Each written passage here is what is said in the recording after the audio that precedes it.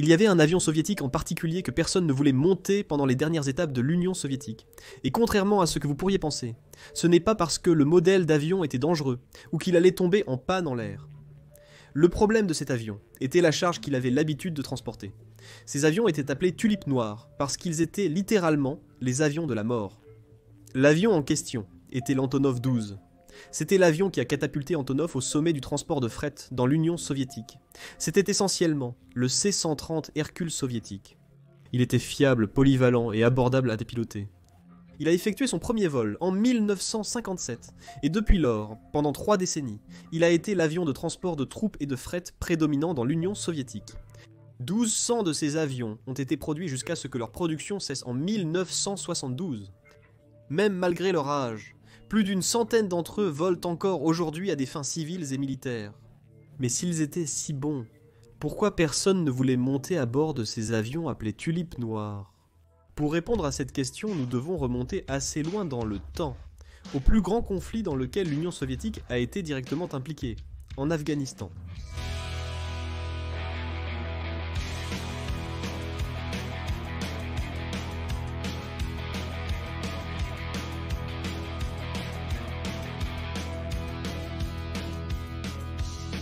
Depuis la Seconde Guerre mondiale, les soviétiques dépendaient largement des trains pour la distribution de la logistique militaire à chaque extrémité de leur pays. Mais l'Afghanistan était différent. Il n'y avait pas assez d'infrastructures pour dépendre des trains. L'Afghanistan est un pays considérablement grand, et à ce moment-là, il n'avait que 5 km de voies ferrées. C'est pourquoi, dans ce conflit, les soviétiques exploiteraient au maximum les capacités des Antonov 12. Le 27 décembre 1979, l'opération Tempête 333 serait lancée, qui cherchait à mettre au pouvoir quelqu'un en accord avec les intérêts soviétiques en Afghanistan. 48 heures avant le début de l'opération, 342 vols d'Antonov 12 ont transporté des blindés, du personnel, de la logistique et d'autres charges à la nation à envahir l'un après l'autre. Un Antonov 12 atterrissait à l'aéroport de Kaboul toutes les 8 minutes, déposait sa cargaison et retournait à l'Union des républiques socialistes soviétiques pour plus de cargaison. Pour le 27 décembre, ils avaient déjà transporté 7700 effectifs, 894 véhicules blindés et 1000 tonnes de logistique variée.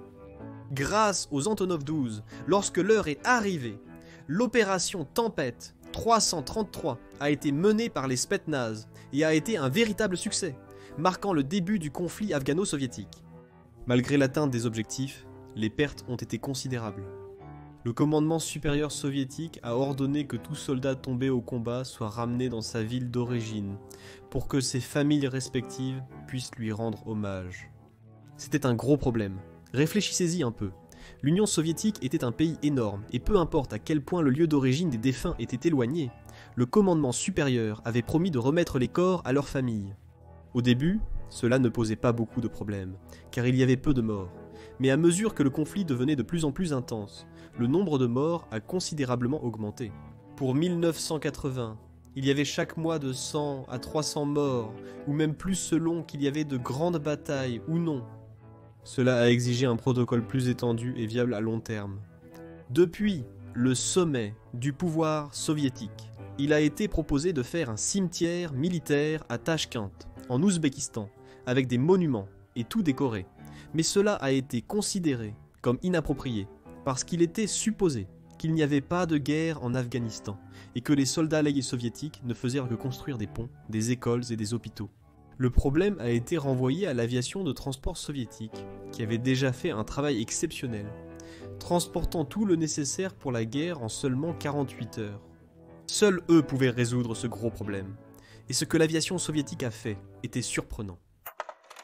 Pour commencer, lorsqu'un soldat tombait au combat, il était rapidement transporté dans l'un de ces 4 hôpitaux militaires dans la nation, qui étaient équipés de tout le nécessaire pour faire le travail. Là, ils étaient nettoyés et préparés pour des vols de longue durée, puis ils étaient emballés dans un conteneur en zinc. De cette façon, ils pouvaient résister encore plus longtemps sans se décomposer. C'est l'origine curieuse de l'expression renvoyée en zinc, qui est restée gravée dans la conscience des ex-républiques soviétiques, et qui continue d'être très utilisée pour décrire ceux qui tombent au combat. Ces énormes récipients étaient déplacés dans de lourds conteneurs en bois, et de cette façon ils étaient rechargés dans les Antonov 12 pour leur transport. Ce processus prenait au plus 24 heures. L'Antonov les emmenait à Tachkent, en Ouzbékistan, et de là, ils étaient transportés vers leurs villes natales respectives. L'efficacité des Antonov 12 les rendait idéaux pour ce travail. La charge était lourde, mais pas très volumineuse, donc utiliser des avions plus grands serait un gaspillage total. Surtout en considérant que les aérodromes en Afghanistan n'étaient généralement pas pavés, et étaient souvent des pistes courtes, dont les moteurs à réaction pourraient être inadéquats pour eux. Presque tous les jours, les Antonov 12 chargés de soldats tombés arrivaient à Tachkent. Les soldats, qui travaillaient sur ces avions, ont commencé à les appeler tulipes noires. L'origine du surnom est toujours débattue, mais on pense qu'il est lié aux nécrologies des journaux afghans, qui étaient entourés de fleurs noires du désert associées aux tulipes. Quand vous voyez un corbillard dans les rues de votre ville, vous ressentez probablement une mauvaise vibration autour de lui, car de la même manière, les soldats soviétiques ressentaient des Antonov 12 qui transportaient cette charge. Pour les soldats soviétiques, c'était un symbole de mauvais présage que leur travail de combat pourrait leur apporter. « Prends bien soin de toi, mon ami, tu ne voudras pas rentrer chez toi dans une tulipe noire », disaient couramment les soldats. Le surnom a été répandu dans toute l'Union soviétique par un chanteur soviétique, Alexander Rosenbaum, qui a fait de nombreux spectacles en Afghanistan pour remonter le moral des soldats.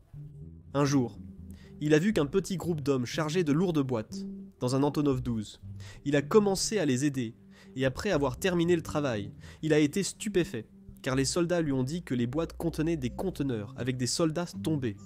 Cette même nuit, il a écrit cette chanson.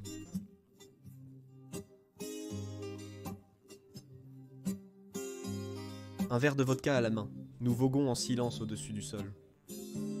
Skorbne jebchis à travers la frontière. À Kruskim Zarnitsem Neset, les petits cheveux garçons rentrent à la maison en tulipes noires.